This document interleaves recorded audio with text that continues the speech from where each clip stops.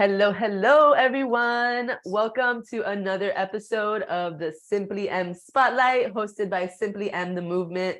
My name is Vanessa Castillo, founder and CEO of the Rich Girl Mindset, and I will be your co-host this afternoon.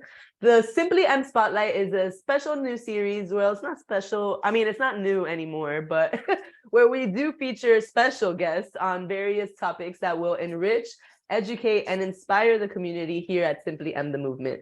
We're super thrilled to have you join us today as the founder and CEO of Simply M the Movement, and your Simply M Spotlight host, Ketty Urbay, will be interviewing successful realtor in South Florida, Jose Fernandez. So a little bit about our host and special guest. Ketty was born in Cuba and raised here in Miami, Florida. Her desire to bring healing and transformative power of music and movement is what birthed her new community, Simply M the Movement, which is on a mission to change the way women use and incorporate creativity, dance, and music in their daily lives by providing virtual and in-person dance classes that are simply easy, simply fun, and simply inspiring. Jose is a successful realtor here in South Florida with the one team of Keller Williams and has dedicated his time to share all of his gems, The One Thing by Gary Keller and Jay Papasan has to offer, which is a powerful self-help book that centers around fundamental question, what's the one thing I can do, such that by doing it, everything else will be easier or unnecessary. At its core, the book emphasizes the significance of focus and being specific in our daily lives, helping us identify the most crucial aspects to concentrate on while avoiding distractions and feelings of overwhelm. So Jose is going to make these steps a lot clearer for us to allow us to get started on our one thing without any hesitation. So it's time to get excited again about our goals and our purpose and this conversation. If anybody has any questions, shoot them in the comments and we will get to it. But other than that, let's get this party started. Awesome. Thank you, Vanessa, for that great introduction. And thank you, of course, Jose, for being here today with us. Exciting conversations. Awesome. I'm nervous already. Two ladies here and two great professionals. So I'm nervous about this conversation already. No, don't. I'm excited. We're gonna be gentle. So so I kind of feel like I'm actually interviewing a celebrity today because at least in the circles that we run in together, you are definitely highly esteemed. Just someone that everyone goes to, not just for support in business and in real estate, but also as a friend and as a mentor. So I'm actually really honored that you took the time out of your busy schedule to just share all this insightful information that you've picked up from the book, The One Thing. And I attended one of your in-person classes, which was so helpful to me, but I'm excited to have a quick review with you. And hey, welcome, Addis. I see Hello. Addis. Hello. Thanks for joining us. So just really quick for those of those viewers that are here now and those that will see this later on the YouTube channel, tell us a little bit about you, but also how you came across the book, The One Thing. Yeah, so originally from Puerto Rico, been in Miami for 24 years, been in real estate for 20 years. And I came across this book about like 6 years ago. And I just wish I would have gotten in front of this book 20 years ago. When I started real estate, because everything that this book says not to do, that's what I was doing. And but then I came, I had this book in my hand, read it, and it made such an impact in my life and in business that I had the opportunity to start teaching a whole day seminar on it. And now 4 years later, I had taught this class, a whole day seminar here in the US, in South America, in Central America, in Dominican Republic. I was in Dominican Republic about a month and a half ago. And I just love teaching the class based on this book because all of us have 24 hours. Why some people are more successful than the other? Like Ketty didn't wake up with 25 hours and Vanessa didn't wake up with 20 hours. We all woke up with 24 hours. I hope so. And the difference is like what people are doing in those hours. So, and again, the concept is simple. Like, what's the one thing that I can do right now? Not tomorrow, not in a week from now, right now, such that by doing it, everything else will be easier or necessary. Which, Mm. yeah, which I have both read the book and I've listened to the audio like 5 times, to be honest with you. I think maybe 6. And I attended your all-day seminar. And one thing that really stood out for me was that statement you just made.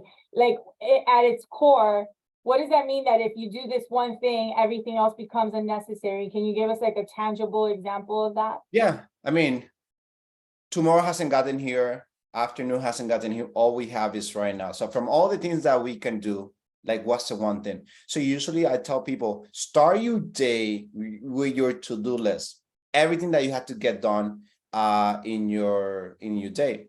Just brain dump everything in a blank piece of paper, everything that comes into me. Then look at the list, and you know that in that list there's certain things that are more important than the others. The So must do. start narrowing it down, that list, from a to-do list to a success list. Mm. So let's say you had 20 things on that list. Let's just narrow it down to 10. Now you look at that list, and there's 2 things on that list, on those 10 things that can wait, that you might be able to delegate with somebody else. Maybe by doing something else on that list, you don't have to do something else on that list. And then you take that list of 10 things, you narrow it down to 5. Okay, these are the 5 things I should be doing in the next 3-4 hours or 8 hours. Then out of those 5 things, what's the one thing that I need to be doing right now? And I don't know what business you're in. I mean, I'm in real estate, and in our business, we call lead generation our one thing in our business. If we don't have any leads that we put in that funnel, we're not going to have a business. So again, to give something tangible, if you feel overwhelmed in a day, just start your day every day in the morning. Just write, brain dump, just put everything on that list, name it. Then start crossing out the things that are not as important as the other, and then just narrow it down until you narrow it down to that one thing. And then that one thing is going to lead you to something else.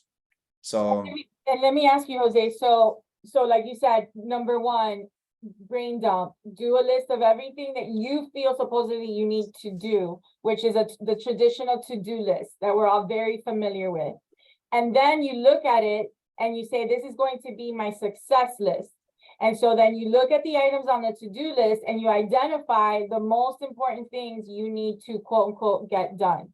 And the remaining things you're going to look at and say, can I defer this?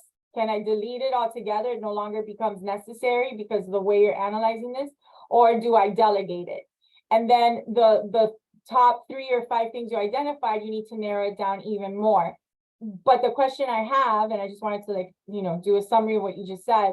The question I have is, your one thing an actual project, like for example, build my website, or is your one thing like hire, like you use real estate as an example, get luxury clients that are listings of $1 million or more? Is it a conceptual thing, or is it like a concrete project? So I have different one thing. I have one thing for my business. I have one thing for my BNI colleagues. I have one thing for my personal life, and I have one thing for my church. So I have different buckets, but I want to make sure that at the end of the day, every day I am accomplishing the most important thing that I had to get done. So when I look at my list, my to-do list, when I look at it, let's say I didn't do the 19 things that were on the list, but the 20th was my one thing. Then I feel accomplished. I feel accomplished that I got done the most important thing. The rest of the thing, they will go for the next day. But what a lot of people do, they love checking up. Like there's something psychologically about like just checking off. Woke up, check. Shower, check. I have breakfast, check. And then you do all these things, and then we get trapped in the check-off game. But did we do the one most important thing that we needed to get done in whatever area of our life was important at the day? Like if you're working Monday through Friday and you're thinking, okay, I'm going to Monday through Friday from 9 to 5, and just strictly focusing on my business. Okay, let's just talk about our business. What are all those things that I need to get done in my business? Narrow it down to the success list with like, what are the most important things I need to get done in my business? And start with number 1. Before I continue, I want to share something that, like, every time I teach on the class, I ask people, do you know how much you're worth per hour? And usually my classes are business owners, small business entrepreneur. So people that don't necessarily work per hour, like a line employee. The majority of the people, like, no, I really don't know how much I'm worth per hour. Well, guess what? Let's start there. And how do you start there? Just figure out, on average, how many hours you work a week.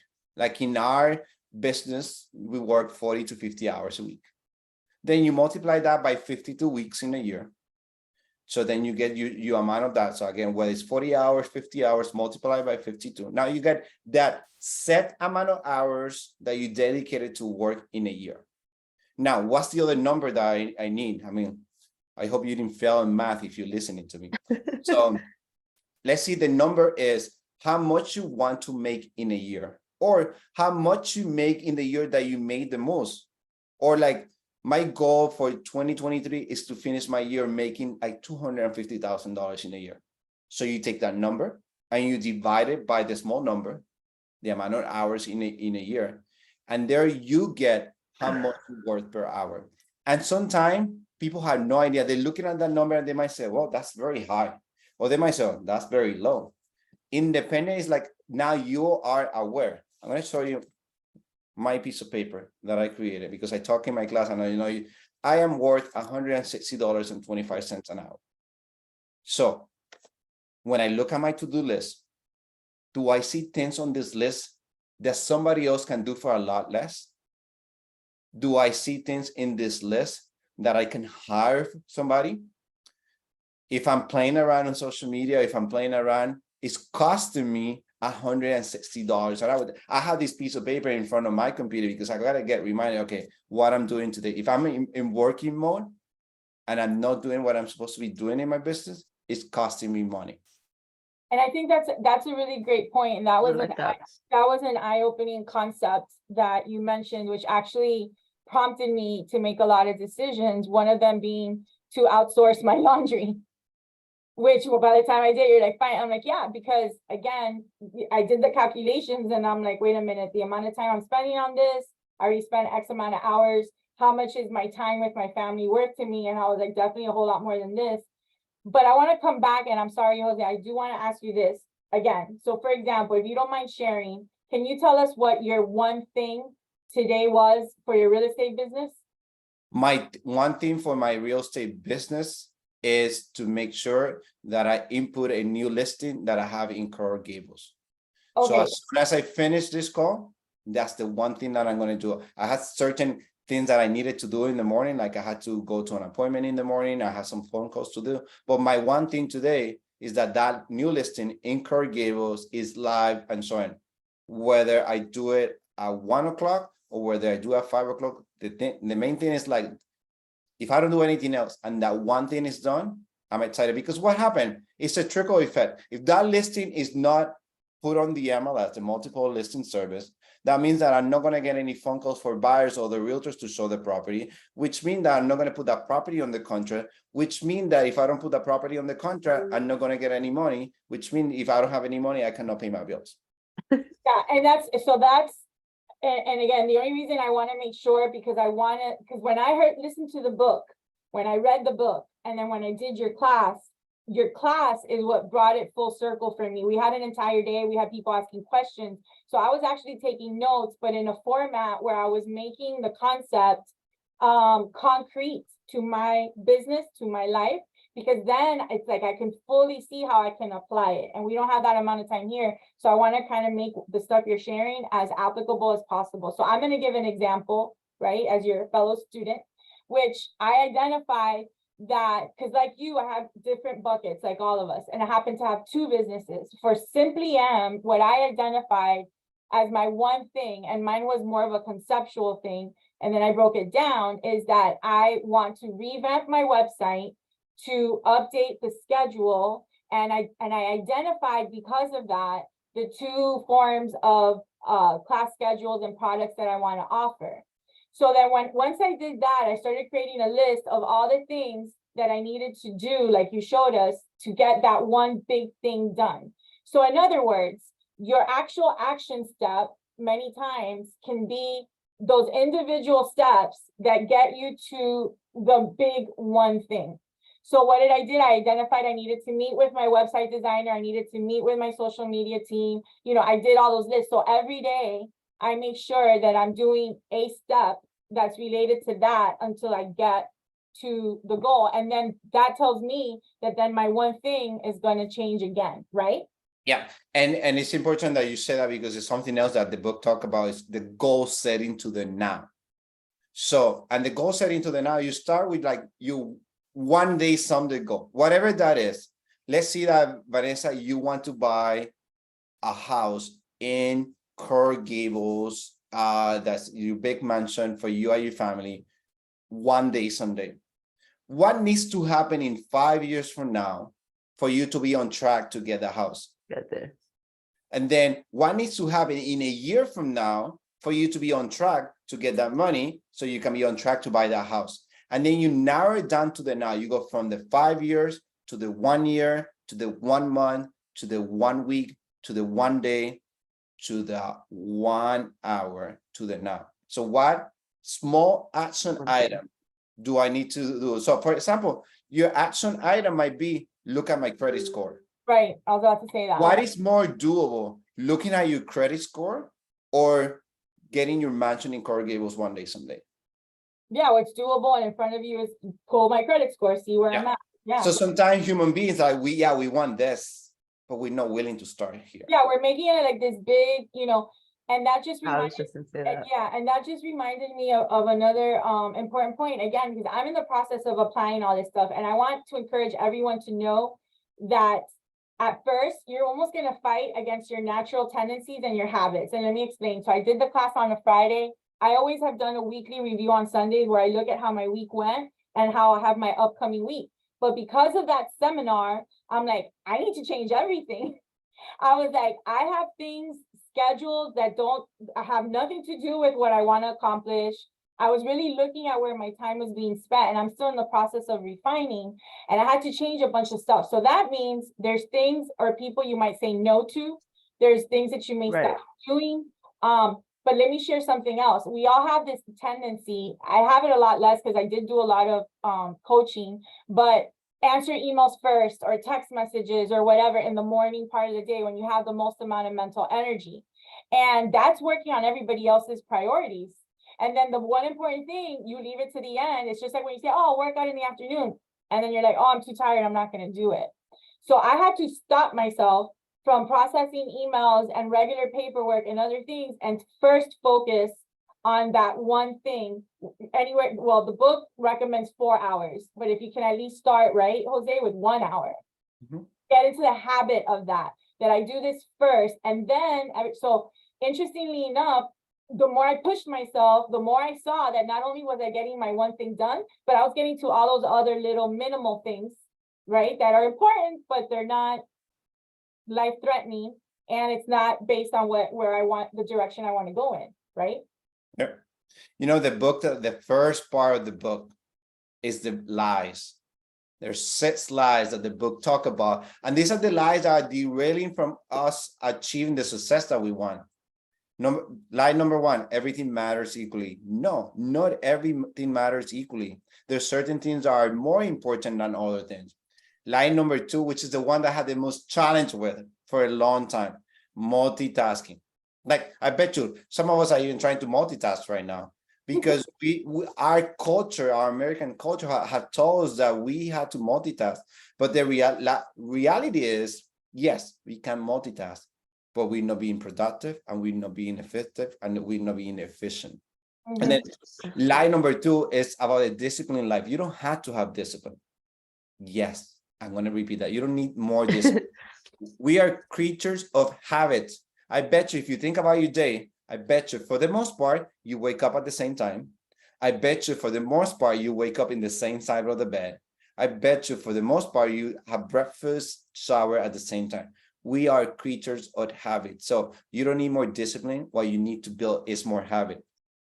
Lie number 4, willpower is always a welcome. No, we don't have the willpower at the same time all the time.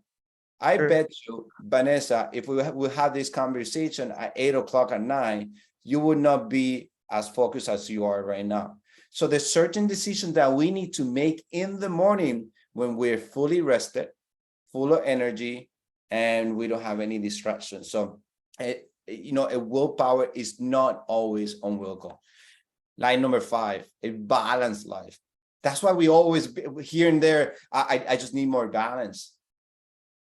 Absolute balance doesn't exist. We are always counterbalancing. So we're always juggling between work and our life. So you don't need more balance. What you need to counterbalance the different areas of your life. And line number 6, which is probably the worst line, big is bad. No, big dream, big goals, big accomplishment is not bad. It's actually great.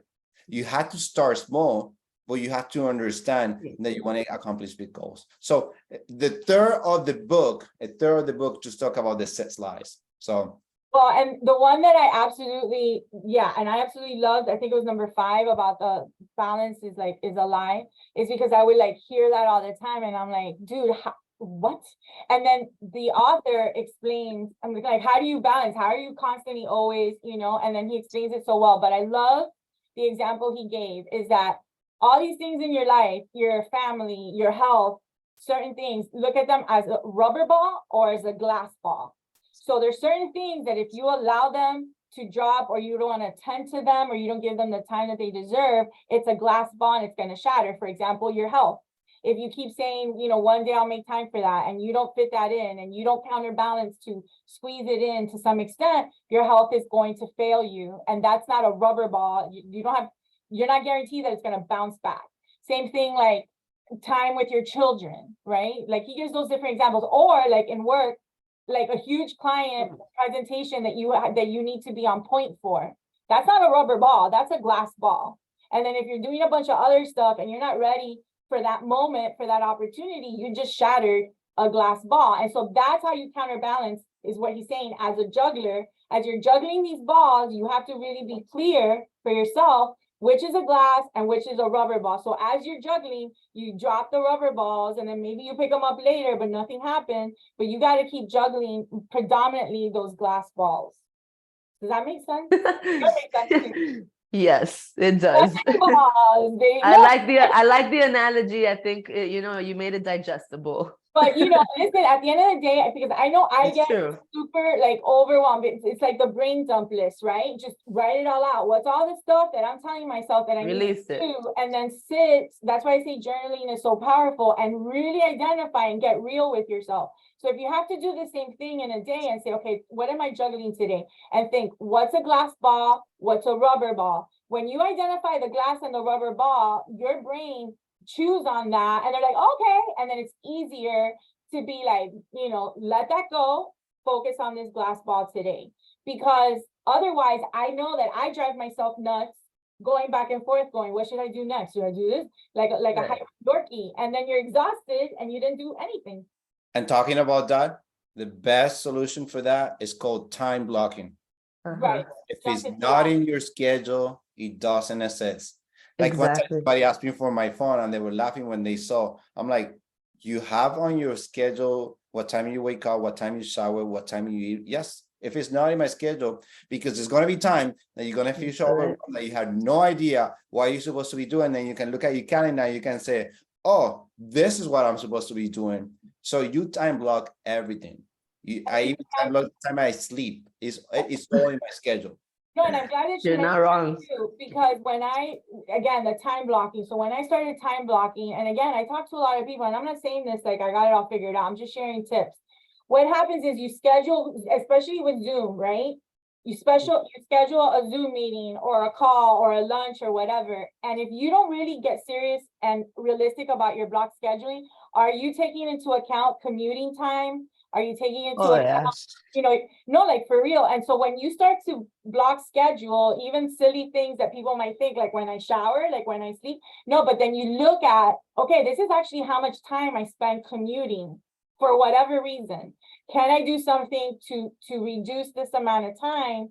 Or is this just reality and I need to stop over cramming my days so that I don't feel like a failure at the end of the day and like I ran around like a chicken without a head. And also that's going to help you see visually where you need to plug in your one thing and decide, well, if I'm going to schedule something where I need to commute, right? Find the better time to do that.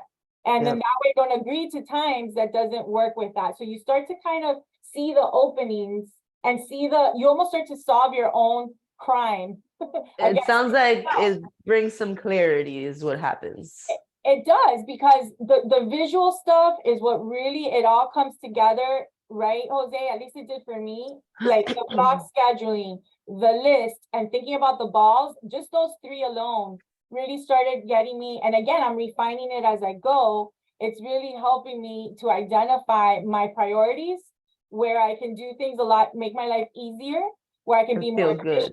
Yeah, and end the day saying, okay, today was productive, you know? Give yourself a pat on the shoulder. Jose, I don't know what you had in mind to talk about next, but I just want to remind you, please mention the domino effect, because I love that one too. Yeah, so this guy in 1984, he had, and I thought I had my domino here. Yes, it's right here. So this guy, anybody play dominoes? You know, there's a difference between Cuban dominoes and Puerto Rican dominoes. There's a difference between everything Cuban and everything Puerto Rican. Yes. So by the way, we have less. The Cubans complicated a lot. You know, Puerto Ricans, we have up to 6. Cuban has up to like 25. I don't know, but anyway, this is up for debate. Yeah, it's up for debate. So just imagine. Go ahead. Just imagine this 2-inch domino. This guy said an analogy that a 2-inch domino can knock a domino that is 50% larger. So a 2-inch domino can knock a 3-inch domino. A 3-inch domino can knock another domino that is 4.5 inch, and so forth. So when they line up all the dominoes using that analogy, the difference between us and the moon is 57 dominoes. Again, the analogy, like a domino 2-inch can knock one that is 50% larger, and so forth. So we clear our moon, like, yeah, I want to sell all these homes, I want to sell all these policies, I want to do all this in my business, but you're not willing to start picking up the phone and making the calls. So, and to start doing the things that you need, the activities. Sometimes we so focus on the goal that we forget about the activities. The little steps that get you there. Yeah. What are the activities that you need to be doing daily? So when you understand that this small domino, that first step, that phone call, that text, that email is going to have some effect. It's going to create a conversation. Sometimes we're sitting there, I'm like, well, my client is not writing back to me. Well, maybe you need to call the client because maybe your email went to spam. So these are decisions that you need to be making. Because again, the domino effect is like, what's the domino that I'm going to knock right now? Yep. Whether it's in my personal life, in my business, in my relationship, in my church, whatever it is, what's the domino that I'm knocking right now? Yeah, and that also too, like what came to mind for me now when you were resharing, because I heard it at your seminar and I read it in the book, about the domino effect. So let's say, for example, that a business owner says, we'll use BNI. You know, I want BNI, like, right, they analyze it, they say BNI right now is 10% of my business, but I want BNI to be 60% of my business. So then you would need to outline what are the things that I need to do within my BNI membership, my activities or whatever, and that would be the small domino, because each time you do those activities, a one-to-one, you know, meet with another member, visit another chapter, go to an event, so on and so forth, it becomes a bigger domino. And then eventually that gets you to the moon, where you want to have 60% of your business to come from your BNI interactions, activity, referrals, etc. Right? Yep. That could be like an example there. It's very quiet, and I wonder how many questions you have in your mind, and what I know there's been so many times where I'm like, oh. Sorry, go ahead. Sorry, I know, I get excited. No, because I'm thinking like, okay, so because I've never read the book, right? So I think that this is a good opportunity as a like listening, right? As a consumer of what you guys are talking about. So two-part question. Can you say that in one day, like today, that I can have 2 or 3 one things that I have to get done? Like, let's say one of them is in business and one of them is in my personal life or something. Yeah, so that's So- usually what people do most of the time. They do like, what's my one thing in my personal life Okay. and what's my one thing in my business life? Then there's going to be a point, I'm like, out of those two one thing, what's the one most important right now? So what's Exactly. So that's the other thing. It's like, it's all about going back to the timing thing of it all, right? The 24 hours in a day. Is it like getting very clear on like, all right, within these 24 hours, for sure, my one thing in the morning is that I have to meditate and journal, because then I can do the one thing in business, which is send out that proposal, which is then going to make me feel like I'm accomplished enough to then go to the gym at 5 o'clock, which is my one thing in my whatever health life. Yeah. So I give you, Does that kind of make, is Yeah. that a thing? So I give you a one thing? perfect example. So I tell you on my schedule Monday to Friday. So I wake up at 5:25. I have my quiet time. I have my prayer time. I have my journaling time. By 5:35, I'm out the door because I'm walking to the gym. I get to the gym by 5:47, stretching out. Gym start at 5:50 until 6:30. I walk back. I have a prayer group that goes from 6:30 to 7. By the time I finish the prayer group, I'm already back home. Breakfast, lunch, shower, and by 7:20, I am sitting in my computer, planning my day on my to-do list, on my success list. So by 8 o'clock, I'm going. So look at all the stuff that I accomplished in my personal life, because yes, my spiritual life is important. Right. Yes, my health life is important. So I want to make sure that I am set up in my mindset clear in the morning when I have my highest willpower. So by the time I'm sitting at 8 o'clock, I'm already so focused on my work.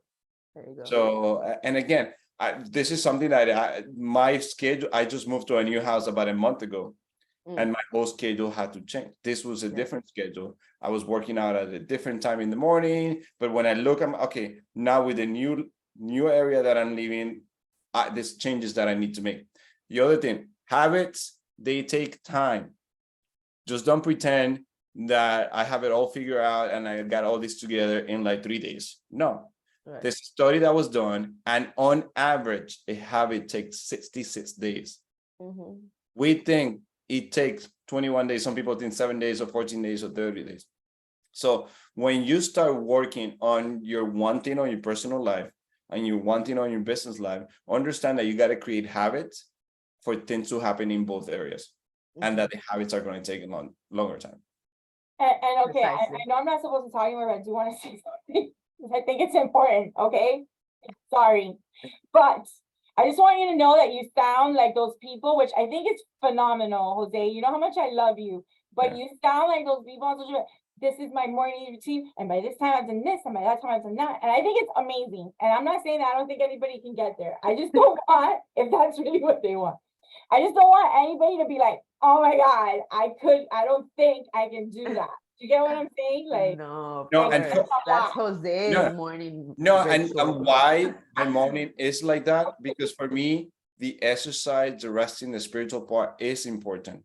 right. Up to a year and a half ago, this guy here hated the gym. I would never work out. I live in fancy buildings in the city here where I had all these fancy all the gyms buildings. and you never went to Never them. went, never.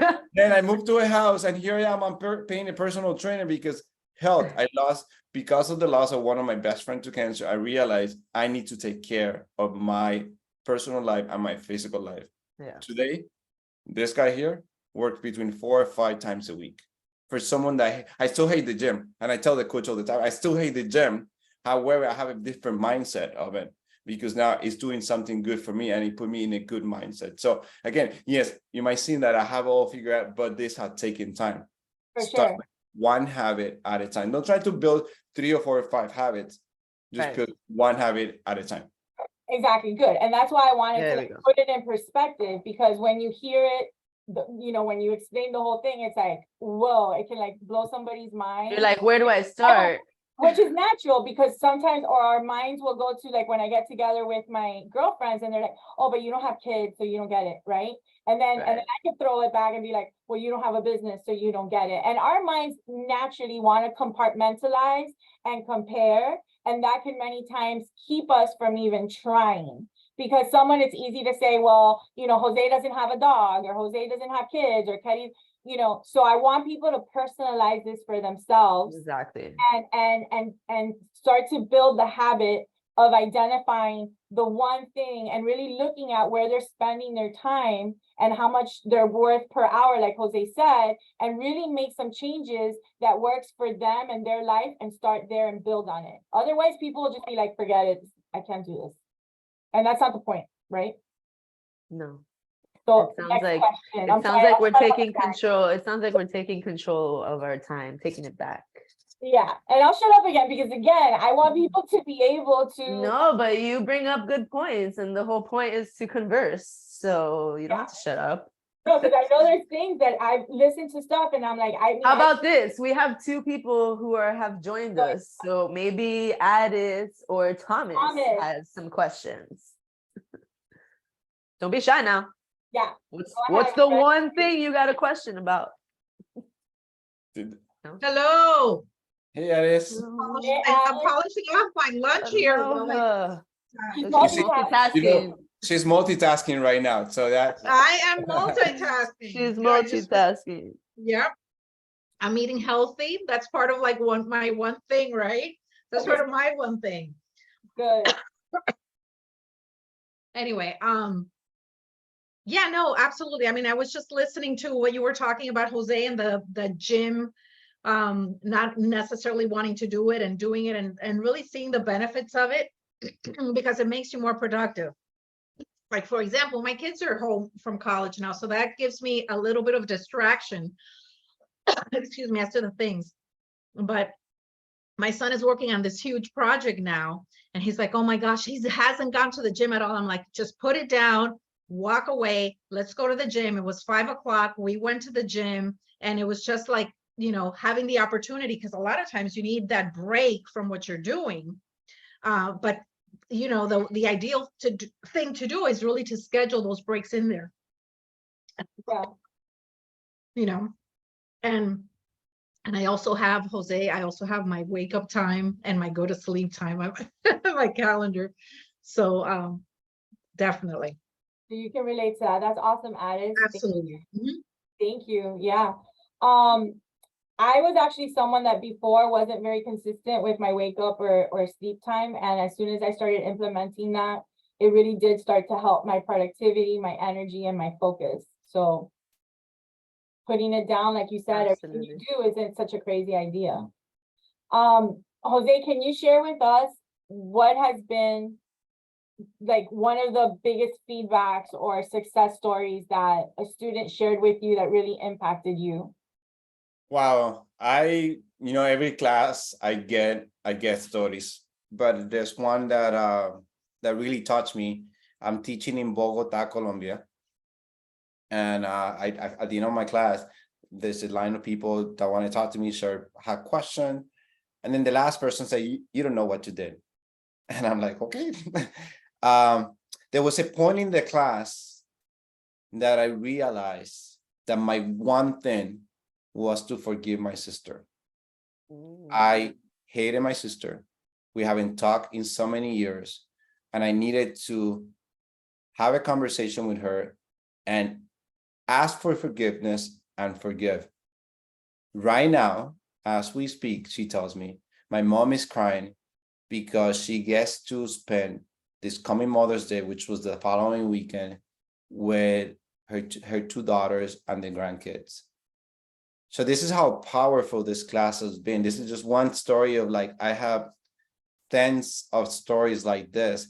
Like the one thing for this person during this class, during this 7-8 hours class, was to realize that, okay, I don't want to hear anything else. The fact that I don't talk to my sister for so many years, I need to clear that out so other dominoes can fall, other actions can take care. And so interesting enough, the Monday right after, she sent me a picture of her with her mom, and her sister that had just celebrated Mother's Day. So this book is life-changing.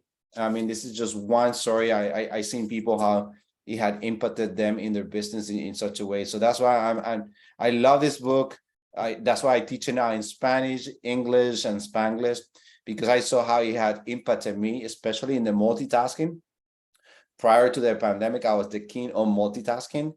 To the time blocking during the pandemic, the time blocking have made a big difference. So yeah, that's just one of many stories. Wow, thank you for Yeah. sharing that one. That's so powerful. So someone can actually go through one of your classes or listen to this book, and they could actually sit down and say, what's the one thing that mentally, emotionally is keeping me from being the truest expression of who I am or fulfilling my long-term goals. Maybe someone identifies, for example, that I don't advocate for myself, or I don't really believe in myself. And then they can identify the one thing they can do to help them, right, transform that. Maybe it's a closer relationship with God, maybe it's more quiet time with themselves, and then that can be the domino effect for everything else. So it doesn't have to just be business.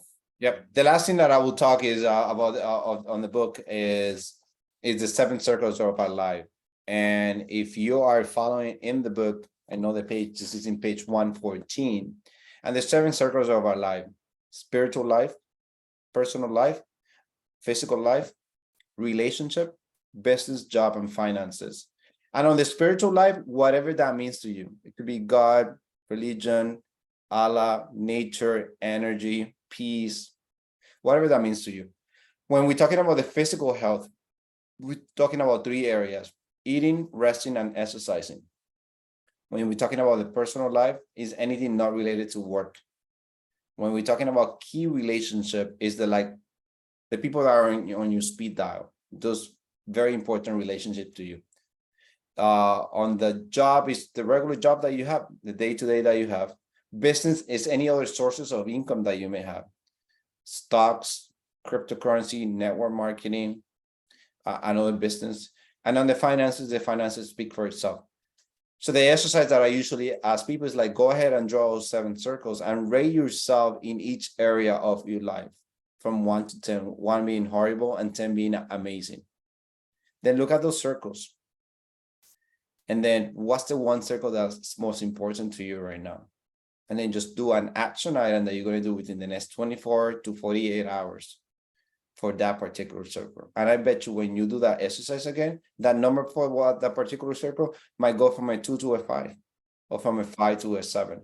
So again, the circles, if you overwhelmed, just think about your life, your entire life in 7 circles: spiritual, physical, personal, key relationship, your job, business or other sources of income, and your finances. And just create a plan all around that. So Yes, That's awesome. That's 100%. super impactful.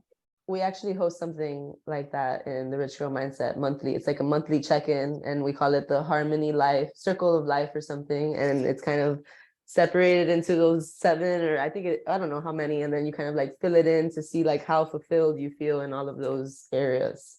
Yep. So yeah, I like that. So we walked away with some really great tips. We have the brain dumping to change your to-do list to a success list. We have the goal setting to the now, looking at the big dream. You gave the example of buying a house and then bringing it. What do you have to do 5 years from now, 3 years from now, 1 year from now, and now, so you can break down the steps. We have the block scheduling to the 5,000th degree, which I love. We have thinking about the glass balls and the rubber balls when you find yourself struggling with counterbalancing, being told to balance. The lies, making sure that we remind ourselves when we're trying to multitask, like, things like that. That's not the way to go. And then this one, which I think was amazing too, the 7 circles of your life, and sitting down and numbering those and really looking at that, and which one's the one area and what's the one thing you can do. So it keeps bringing you back to the central theme, obviously, of simplifying, refining, getting really clear, prioritizing, because otherwise you're going to do a whole lot of nothing, right? Precisely. Like nobody wants to. And this way you actually feel like you're accomplished and you're getting somewhere. Absolutely. I mean, listen, for me, one of the biggest things that I've gotten from being around people like Jose, Addis, Thomas, you, Vanessa, and people that really challenge me to think bigger, think better, think more. That's even possible for me. I'm always thinking, but it's to be at the cause, right, of my life versus the effect. So I think ultimately this book is saying that is if you continue to be at the effect of everything and everyone else, including your own bad habits, right? You're never going to feel like your life is truly yours and that you're in the driver's seat. We don't control our lives 100%, but when you are really at the lower end spectrum of that, that's where feelings like anxiety, overwhelm, depression, fear really get their grips on you. So that's why I'm so like passionate about these conversations. And I think it's so important to say, you know, I can really take control of my life in a positive way so that I don't fall victim to those circumstances and to those feelings, right? Because there's a lot of it out there. A lot of people are saying that they're anxious, that they're stressed, that they're depressed. Well, why is that, right? Well, they're not feeling purpose. They're not feeling that they're moving forward, even if it's a little bit at a time. So these things have a higher, it's a bigger impact than what we can imagine, other than just, you know, I'm super successful, I'm making a ton of money, I really grew my business. It's really about becoming a full human being that feels like I'm here for a reason, no matter what that reason is for you, and I'm making it happen. That's when you have full autonomy and you have full confidence in yourself. And then other people see that and it has a ripple effect. You radiate. Yeah. Yeah. So thank you. I just want to put it in there, Ketty. I'm sorry. Thank you so much for saying that because it summarizes everything very well. You know, I think having intention is great, knowing where you're going and acting with intention. And that's the message that Jose and the book, The One Thing, is providing for us. And really, like, the way being intentional and having that mindset as well, because a lot of times for us, especially like Jose and myself, and well, all of us really, right, that we're entrepreneurs, like sometimes things are happening throughout the day and you have to look at them as like, okay, this is a learning moment. This is not necessarily, I mean, it's not what I preferred, but what can I learn from this and how can I move forward? And really changing the way that you look at it. Rather than it being a detriment, it's something that's propelling you to the next opportunity. So I love that. Love it. Oh, thank you, Addis. Thank you. Thank you, Thomas, for being here too. Vanessa, thanks as always for being my lovely co-host. And Jose, Thank you. I tell you all the time, but thank you for being my friend. Sure.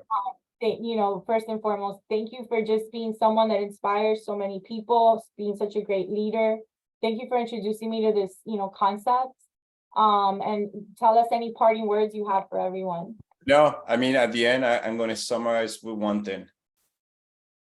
Your big why. You can go over the entire book.